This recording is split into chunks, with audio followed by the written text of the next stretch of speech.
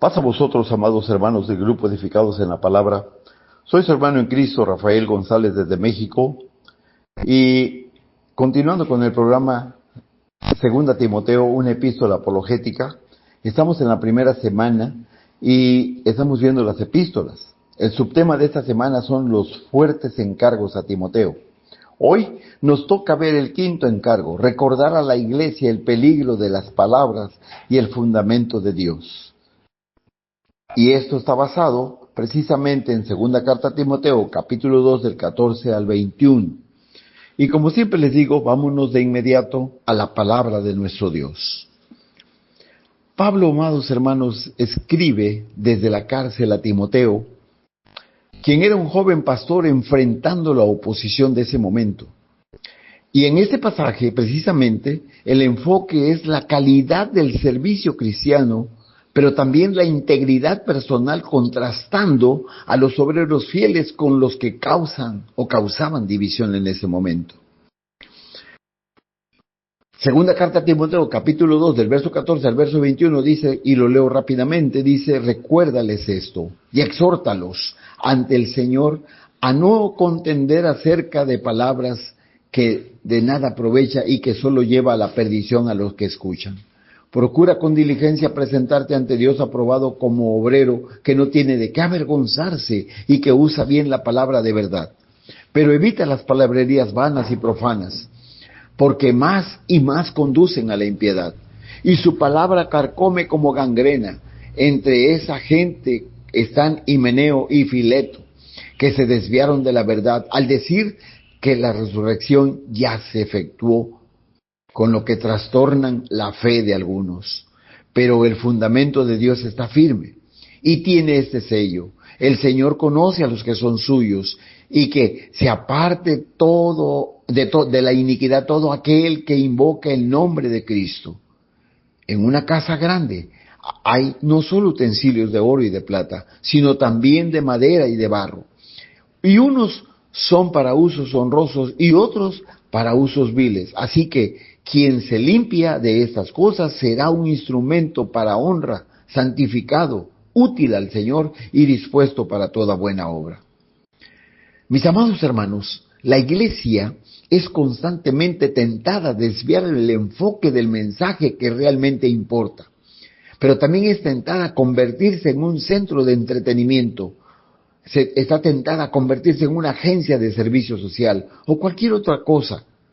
Pero esta tentación debe ser resistida y la iglesia debe ser siempre recordada constantemente de estas cosas. Porque existe un peligro, precisamente el peligro de las discusiones inútiles, de acuerdo a lo que dice el verso 14, verso 16 y verso 17. Pero que aquí Pablo nos llama a evitar precisamente las palabrerías, las discusiones contenciosas que no aprovechan. Y al mismo tiempo habla de cosas en las que Timoteo no debe enfocarse.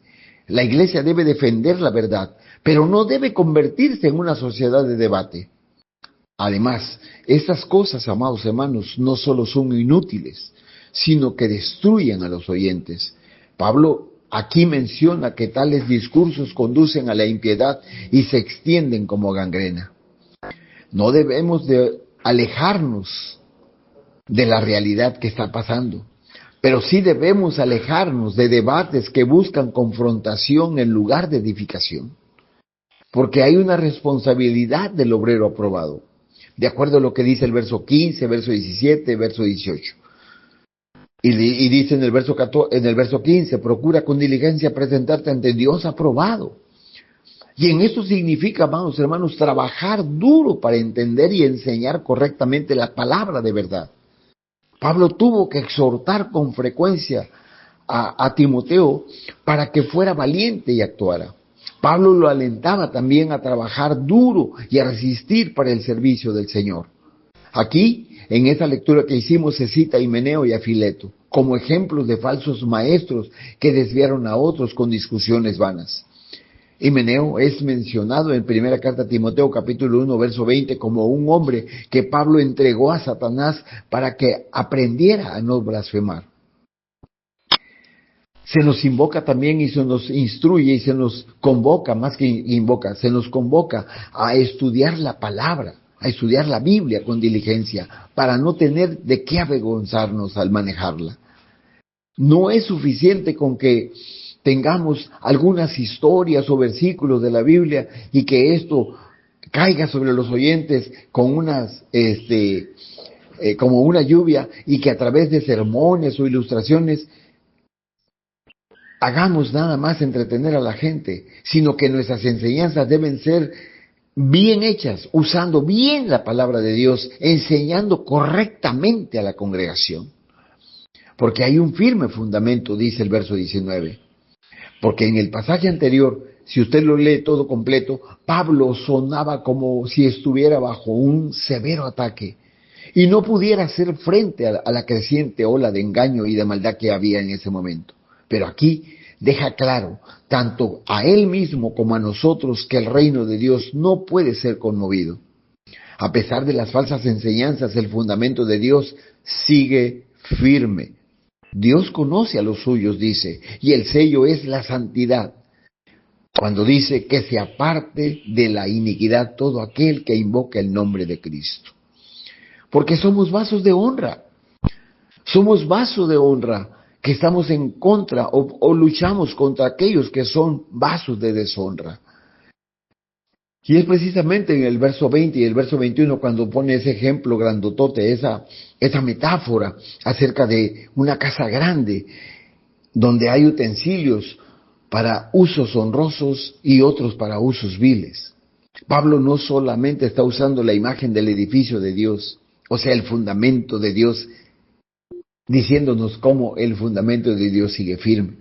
Ahora, él está viendo ese edificio como una casa grande, que tiene una variedad de utensilios, vamos a decir así, tazones, platos, vasos y otras cosas. Pero aquí, ser vaso de honra es ser útil al Señor.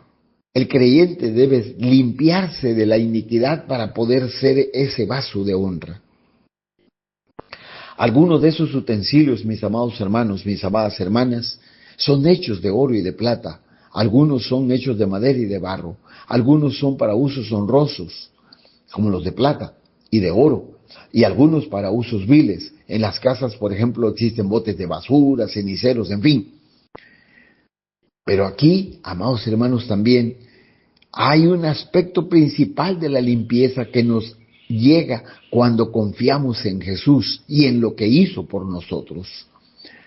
La obra de la limpieza es realmente la obra de Dios en nosotros y no nuestra obra.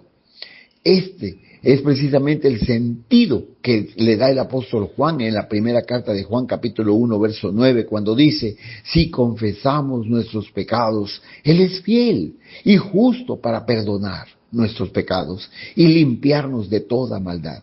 Entonces, mis amados hermanos, quiero concluir diciéndoles esto. El llamado es enfocarse en la verdad, apartarse del mal y ser obreros diligentes que manejan bien la Biblia, asegurando así un servicio fiel y aprobado por Dios. No debemos pensar que ser utilizables principalmente en el sentido de servir en la iglesia, o sea, en la congregación. Dios quiere usar a su gente para toda buena obra, incluyendo a los que están en el trabajo, incluyendo a los que están en la escuela, incluyendo a los que están en el hogar y en la comunidad. Y esto va a pasar, y esto pasa cuando uno se limpia y se aparta para Dios como un instrumento para honra. Mis amados hermanos, que Dios los bendiga y que Dios los guarde. Soy su hermano en Cristo, Rafael González, desde México, que se despide. Paz a vosotros.